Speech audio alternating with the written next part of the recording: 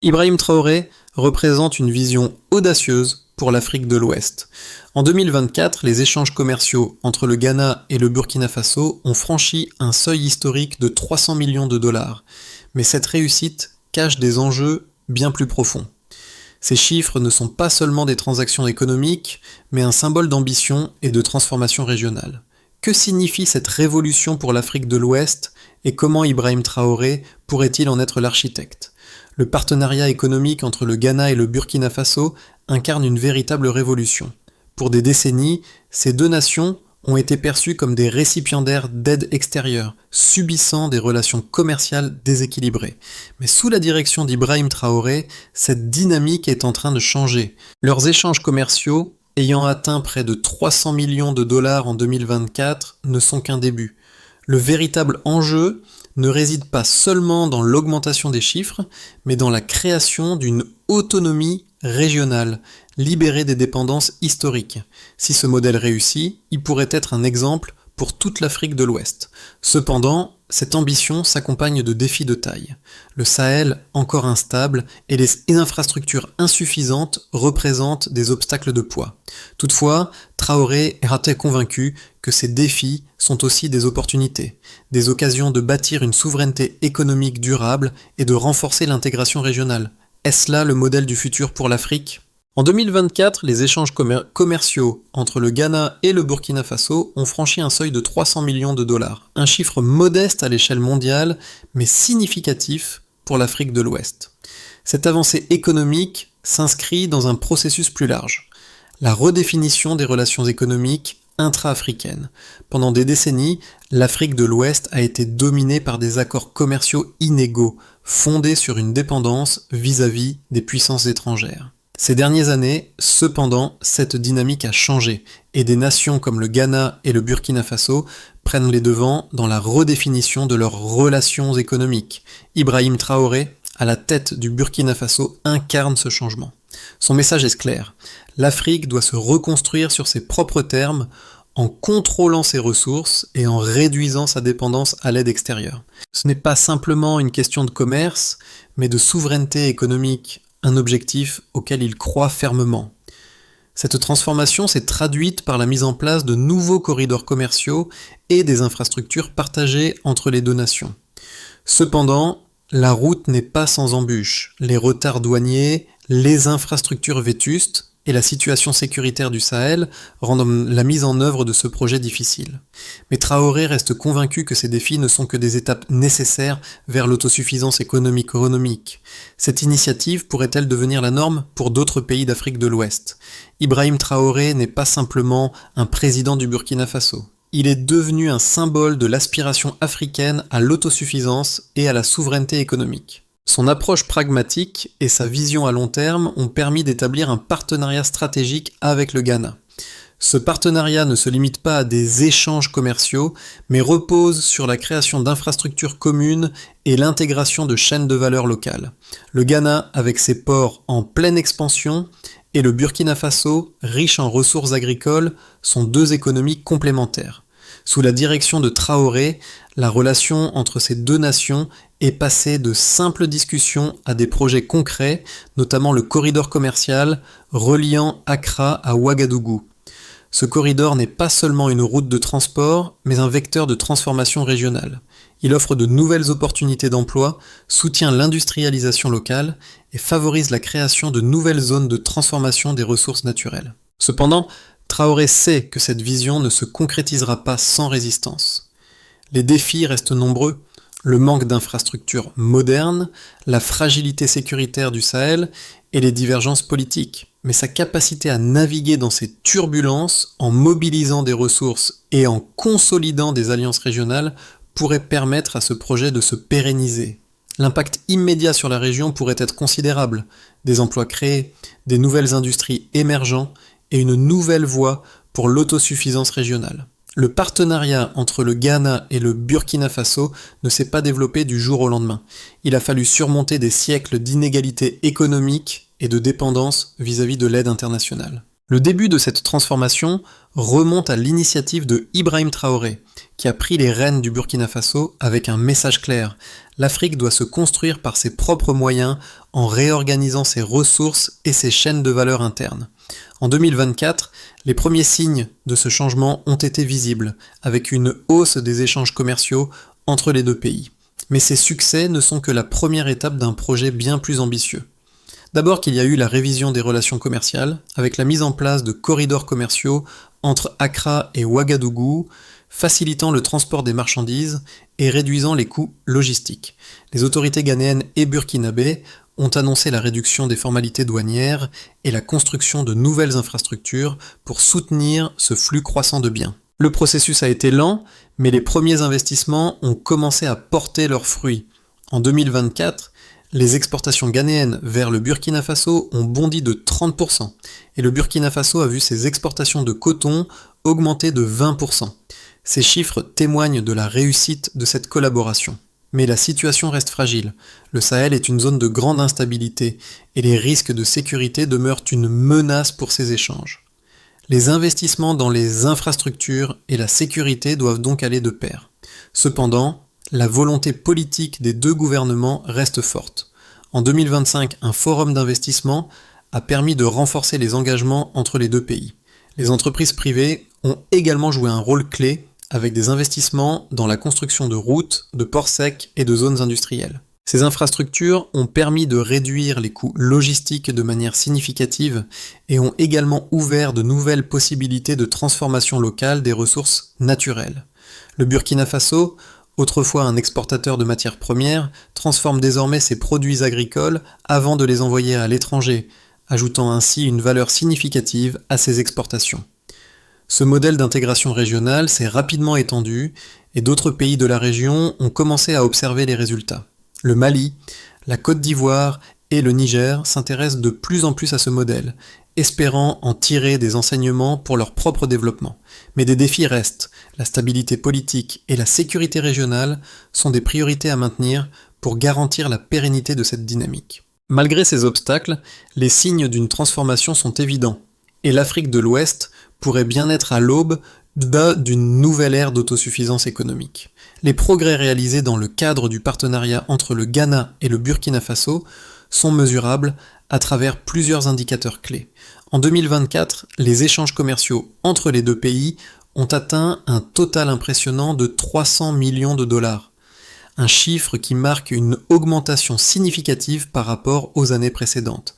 Ce n'est pas seulement une question de chiffres, mais de la manière dont ces échanges redéfinissent la dynamique économique de la région.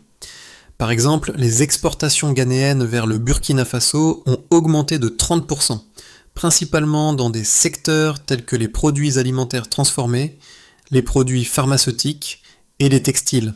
Cette augmentation témoigne non seulement de la demande croissante pour les produits ghanéens, mais aussi de la capacité du Burkina Faso à absorber une plus grande diversité de biens. De son côté, le Burkina Faso a enregistré une augmentation de 20% de ses exportations de coton et de beurre de karité vers le Ghana et d'autres marchés régionaux.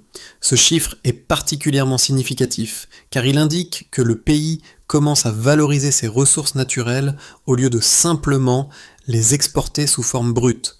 Par exemple, des usines de transformation du coton ont vu le jour, créant des emplois et permettant au Burkina Faso de générer davantage de valeur ajoutée à ses produits.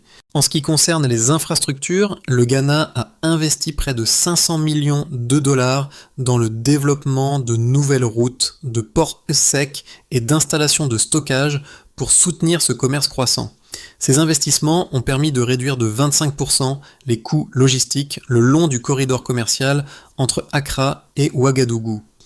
Ces projets ont eu un impact direct sur la fluidité des échanges, réduisant ainsi les retards et les coûts associés aux formalités douanières. Par ailleurs, la création de zones industrielles au Burkina Faso a permis la transformation locale de produits agricoles, générant des milliers d'emplois dans les secteurs de l'agriculture et de la fabrication.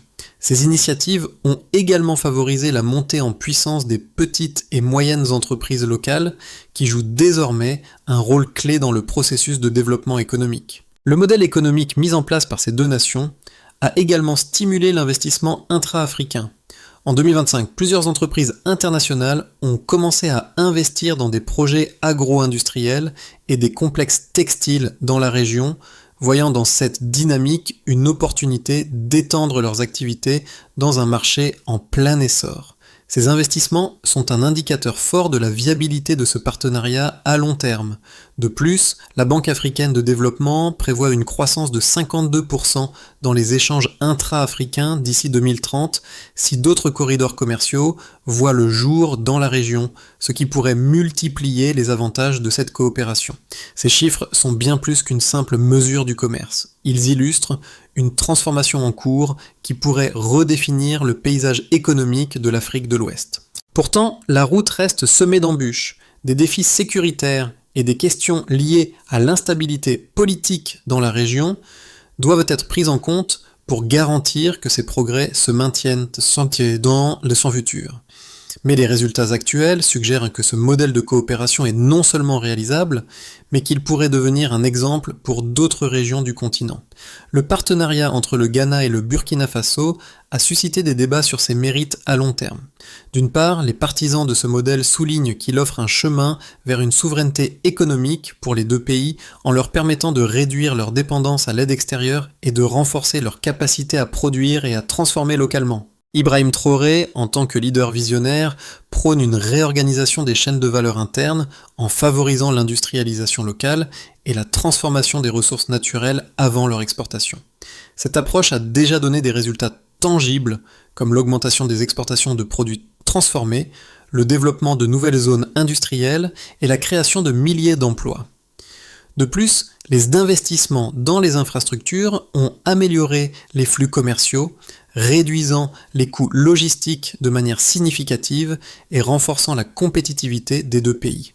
Cependant, certains observateurs restent sceptiques quant à la durabilité de ce modèle. Les défis sécuritaires du Sahel, notamment les menaces terroristes et les tensions géopolitiques, représentent une menace sérieuse à la stabilité de la région. De plus, bien que les infrastructures s'améliorent, elles restent insuffisantes pour soutenir une croissance économique rapide à long terme. Les experts soulignent également que l'augmentation de la dépendance entre le Ghana et le Burkina Faso pourrait limiter leurs opportunités d'élargir leurs relations commerciales au-delà de la région. Si les deux pays concentrent leurs efforts uniquement sur les échanges intra-africains, ils risquent de négliger d'autres marchés mondiaux importants. Par exemple, en se concentrant exclusivement sur la production locale, le Ghana et le Burkina Faso pourraient rencontrer des difficultés pour diversifier leurs exportations et se défendre contre les fluctuations économiques mondiales. Un autre argument contre ce modèle est qu'il pourrait entraîner une marginalisation des petites entreprises locales qui ne sont pas en mesure de participer à cette nouvelle dynamique de transformation industrielle. La mise en place de zones industrielles et d'infrastructures modernes pourrait privilégier les grandes entreprises et négliger les petites et moyennes entreprises qui pourtant jouent un rôle crucial dans l'économie locale. Si ces entreprises ne bénéficient pas des mêmes ressources et opportunités que les grandes, elles risquent de se retrouver à l'écart de ce processus de transformation. En dépit de ces critiques, les résultats actuels montrent que le modèle de coopération entre le Ghana et le Burkina Faso est sur la bonne voie. Il est encore trop tôt pour juger de son impact à long terme, mais les progrès réalisés dans la réduction des coûts logistiques, l'augmentation des échanges commerciaux et la création d'infrastructures communes sont des signes positifs. Le modèle de souveraineté économique qu'Ibrahim Traoré préconise semble offrir un avenir prometteur, mais il est crucial que les défis sous-jacents, notamment la sécurité et la diversification économique, soient adressés pour garantir sa durabilité. Ce modèle n'est pas seulement une question d'échanges commerciaux, mais d'une transformation profonde des économies de la région. Ibrahim Traoré a montré qu'une Afrique de l'Ouest autonome ne dépend pas uniquement des ressources extérieures, mais qu'elle peut exploiter ses propres atouts pour se reconstruire. La coopération entre le Ghana et le Burkina Faso est bien plus qu'un simple accord commercial. Elle représente un tournant dans la manière dont l'Afrique perçoit son développement. Ce partenariat est une tentative pour inverser des siècles de dépendance économique et replacer les pays africains au centre de la production et de la transformation des ressources naturelles. Cependant, les défis restent immenses. La situation sécuritaire du Sahel demeure une menace majeure. Malgré les investissements massifs dans les infrastructures, le Burkina Faso et le Ghana devront encore faire face à des obstacles considérables pour garantir la pérennité de cette dynamique économique. La véritable question est, ce modèle peut-il être répliqué dans d'autres régions du continent tout en surmontant les risques sécuritaires et politiques? L'impact de ce partenariat sur la stabilité régionale pourrait-il devenir un modèle à suivre pour toute l'Afrique de l'Ouest? Les effets de la coopération économique entre le Ghana et le Burkina Faso sont déjà visibles, mais les conséquences à long terme pourraient transformer la dynamique de l'ensemble de l'Afrique de l'Ouest. Et pour les gouvernements, ce partenariat représente une opportunité de se détacher des flux d'aide extérieure et de renforcer leur souveraineté économique. En réduisant la dépendance vis-à-vis des puissances étrangères et en augmentant les investissements dans des projets communs, les deux pays commencent à construire un modèle de développement basé sur leurs propres ressources et leur propre expertise. Cependant, cela nécessite un équilibre délicat entre l'intégration régionale et la diversification des relations commerciales pour ne pas se retrouver piégés dans une dépendance exclusive envers leurs voisins. Pour les entreprises, les opportunités de marché se sont largement élargies. Les entreprises ghanéennes bénéficient d'un accès plus direct au marché burkinabé, ce qui leur permet de diversifier leurs exportations et de pénétrer un marché en pleine croissance. De leur côté, les entreprises burkinabées profitent d'un cadre de transformation locale plus favorable, ce qui leur permet de maximiser la valeur ajoutée de leurs ressources naturelles, notamment le coton et le beurre de karité. Ces changements ont un impact direct sur la création d'emplois et sur le renforcement des économies locales. Toutefois, les entreprises doivent être prêtes à s'adapter à un environnement économique encore fragile, marqué par des défis géopolitiques et sécuritaires. Pour les populations locales, l'impact est palpable. La modernisation des infrastructures, l'augmentation des échanges commerciaux et l'apparition de nouvelles industries génèrent de nouvelles opportunités d'emploi, notamment dans les secteurs de l'agriculture, de la transformation industrielle et des transports. Ces développements ont contribué à réduire le chômage dans les zones proches des corridors commerciaux et ont offert aux jeunes un avenir professionnel plus prometteur. Cependant, cette transformation reste encore inégale et certaines régions éloignées des grandes infrastructures pourraient ne pas profiter immédiatement des bienfaits de cette coopération. Pour la communauté internationale, ce partenariat entre le Ghana et le Burkina Faso envoie un signal fort sur le potentiel de l'Afrique à se réorganiser économiquement.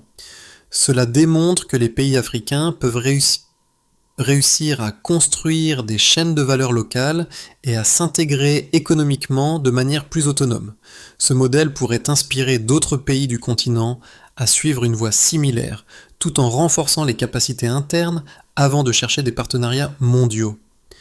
Cependant, certains observateurs pourraient voir cette transformation comme une remise en question de leur rôle traditionnel en tant que donateurs ou investisseurs étrangers. Ce modèle intra-africain pourrait ainsi redéfinir les relations économiques mondiales. Pour l'Afrique dans son ensemble, le modèle de coopération entre le Ghana et le Burkina Faso pourrait constituer un exemple de ce que pourrait être l'avenir économique de la région. Si cette dynamique continue à se renforcer, elle pourrait servir de modèle pour d'autres nations africaines, permettant de libérer le continent de la dépendance aux grandes puissances mondiales. De plus, si d'autres pays africains s'engagent dans des projets similaires, l'Afrique pourrait créer une véritable zone économique unifiée, permettant de stimuler davantage les échanges intra-africains et d'améliorer la compétitivité de ces économies sur la scène mondiale. Dans les 6 à 12 mois à venir, 3 scénarios pourraient se dessiner pour la coopération entre le Ghana et le Burkina Faso. Chacun de ces scénarios repose sur différents facteurs, principalement la stabilité politique et la situation sécuritaire dans la région. Dans un premier scénario, celui d'une croissance modérée, si la situation sécuritaire dans le Sahel reste relativement stable et que les investissements dans les infrastructures continuent à être soutenus, on pourrait voir une croissance continue des échanges commerciaux entre le Ghana et le Burkina Faso. Les exportations de produits transformés augmenteraient et la création de nouvelles zones industrielles offrirait plus d'opportunités d'emploi, particulièrement dans les secteurs du coton, des textiles et des produits alimentaires. Les gouvernements des deux pays mettraient en place des mesures pour faciliter les échanges commerciaux et le volume des échanges commerciaux pourrait augmenter de 10 à 15% par an. Cependant, les défis sécuritaires et politiques pourraient limiter l'ampleur de cette croissance. Les efforts de diversification des marchés seraient cruciaux pour éviter une trop grande dépendance entre les deux nations. Dans un second scénario, celui d'une expansion rapide, dans ce scénario, la coopération entre le Ghana et le Burkina Faso se renforcerait rapidement grâce à des investissements accrus dans les infrastructures, notamment dans les secteurs du transport, de l'agriculture et de la logistique. La création d'un marché commun régional impliquerait l'intégration de pays voisins comme la Côte d'Ivoire, le Mali et le Niger, ce qui permettrait de multiplier les opportunités commerciales et d'augmenter de manière significative le volume des échanges commerciaux. Les exportations ghanéennes et burkinabées augmenteraient respectivement de 20 à 25% dans les 12 prochains mois, et des projets de grande envergure comme des complexes agro-industriels seraient lancés, créant des milliers d'emplois dans la région. Le climat sécuritaire serait stabilisé grâce à une coopération accrue entre les gouvernements des pays du Sahel. L'intégration économique régionale pourrait devenir un modèle pour d'autres régions de l'Afrique. Dans un troisième scénario, celui d'une régression, dans ce scénario, la situation sécuritaire dans le Sahel se détériorerait, avec une intensification des menaces terroristes et une instabilité politique croissante. Cette instabilité entraînerait des perturbations dans les corridors commerciaux entre le Ghana et le Burkina Faso, augmentant les coûts logistiques et ralentissant les investissements dans les beaux infrastructures. Le volume des échanges commerciaux pourrait stagner, voire diminuer légèrement, et les projets de transformation locale seraient retardés. La perte de confiance des investisseurs étrangers pourrait également affecter l'essor des nouvelles industries, réduisant la création d'emplois et ralentissant la croissance économique. Dans ce cas, l'intégration régionale serait mise en pause, et les deux pays devraient chercher à diversifier leurs partenariats commerciaux avec d'autres régions du monde pour compenser la stagnation des échanges intra-africains. Quel que soit le scénario, il est clair que les décisions prises dans les mois à venir auront un impact significatif sur l'avenir économique de ces deux pays. Les choix stratégiques qu'ils feront concernant leurs relations commerciales, leur sécurité et leurs investissements auront des conséquences durables pour toute la région. Ce partenariat entre le Ghana et le Burkina Faso représente bien plus qu'une simple histoire de commerce. Il incarne la possibilité d'un avenir où l'Afrique se réinvente elle-même. Ce modèle de coopération intra-africaine est porteur d'un message fort pour les jeunes générations d'Afrique de l'Ouest. Pour eux, l'idée de dépendre de l'aide étrangère est en train de devenir obsolète. Ils voient en Ibrahim Traoré et dans la coopération entre ces deux pays un exemple concret de ce que peut être une Afrique souveraine, capable de façonner son propre destin économique. Les jeunes entrepreneurs, les travailleurs et les étudiants peuvent maintenant imaginer un avenir où ils n'ont pas à chercher des opportunités à l'étranger, mais où ils peuvent participer activement à la transformation de leurs propres économies. Mais cette transformation n'est pas seulement un symbole pour les jeunes. Les petites et les moyennes entreprises locales commencent à sentir les bénéfices de la coopération renforcée entre le Ghana et le Burkina Faso. Ces entreprises, autrefois confinées à des marchés locaux ou régionaux limités, peuvent désormais accéder à des chaînes d'approvisionnement plus larges et plus efficaces, augmentant ainsi leurs opportunités de croissance. La modernisation des infrastructures et la création de zones industrielles dans ces pays ouvrent de nouvelles voies pour les entreprises locales, leur permettant de jouer un rôle clé dans la production et la transformation des ressources naturelles. Pour la société civile, ce partenariat est porteur d'espoir. Il montre que des pays peuvent s'unir, surmonter les défis géopolitiques et sécuritaires et créer des opportunités concrètes pour leurs citoyens. Les programmes de formation professionnelle et l'augmentation des investissements dans les infrastructures montrent que l'Afrique peut se prendre en charge sans attendre l'aide extérieure. Mais ces progrès sont encore fragiles. Le soutien des citoyens, des entreprises et des gouvernements sera crucial pour maintenir cette dynamique. Pour que le partenariat entre le Ghana et le Burkina Faso devienne un modèle durable de coopération régionale, plusieurs étapes clés doivent être franchies. Premièrement, les deux pays doivent continuer à investir massivement dans les infrastructures. La construction de nouvelles routes, de ports secs et de centres de traitement des marchandises est essentielle pour fluidifier les échanges commerciaux et réduire les coûts logistiques. Ce développement doit s'étendre aux zones rurales, où la transformation locale des produits agricoles peut également contribuer à la réduction de la pauvreté et à la création d'emplois durables. Le financement de ces projets nécessitera une collaboration étroite avec les investisseurs privés et les institutions internationales. Deuxièmement, la coopération politique et sécuritaire doit être renforcée. La situation du Sahel reste instable et des efforts continus pour garantir la sécurité le long des corridors commerciaux seront indispensables.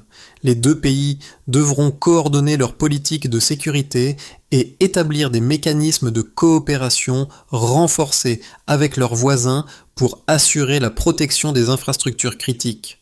Le rôle des forces de sécurité et des agences de renseignement sera déterminant pour maintenir la stabilité nécessaire à la croissance économique. Troisièmement, il est crucial de promouvoir des initiatives de formation et de développement des compétences.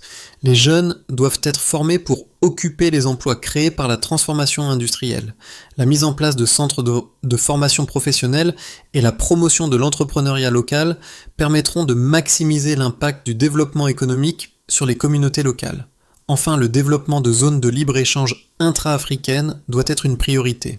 Les deux pays peuvent jouer un rôle de leadership dans la promotion de l'intégration régionale, facilitant le commerce et l'investissement dans toute l'Afrique de l'Ouest. Cela permettra non seulement de stimuler l'économie de la région, mais aussi de créer un environnement plus stable et plus prospère pour les générations futures. À la fin de ce voyage, il est clair qu'Ibrahim Traoré et le partenariat entre le Ghana et le Burkina Faso incarnent une nouvelle ère pour l'Afrique de l'Ouest. Cette coopération est un symbole de la résilience et de la vision d'un continent qui prend en main son propre destin. Ce partenariat, loin d'être un simple échange commercial, est un acte de foi dans la capacité des nations africaines à se reconstruire de l'intérieur, en exploitant leurs ressources locales et en transformant leurs économies. Il rappelle que la souveraineté économique est le pilier sur lequel repose l'avenir de l'Afrique. En regardant l'Afrique de l'Ouest aujourd'hui, nous pouvons voir un avenir où les jeunes, les entreprises et les communautés bénéficient des fruits de cette transformation. Chaque camion qui traverse le corridor commercial entre Accra et Ouagadougou, chaque produit transformé localement, chaque emploi créé est un pas vers la concrétisation d'une Afrique plus forte et plus indépendante. Comme l'a dit Ibrahim Traoré, l'indépendance ne se gagne pas par des discours, mais par des actions concrètes. C'est cette conviction qui guide chaque projet, chaque partenariat et chaque décision politique. Ce n'est que le début. Le chemin vers l'autosuffisance économique pour l'Afrique de l'Ouest est encore long, mais il est pavé de progrès concrets, comme celui incarné par la coopération entre le Ghana et le Burkina Faso. Ce partenariat montre que l'Afrique peut non seulement rêver de souveraineté, mais aussi la construire jour après jour.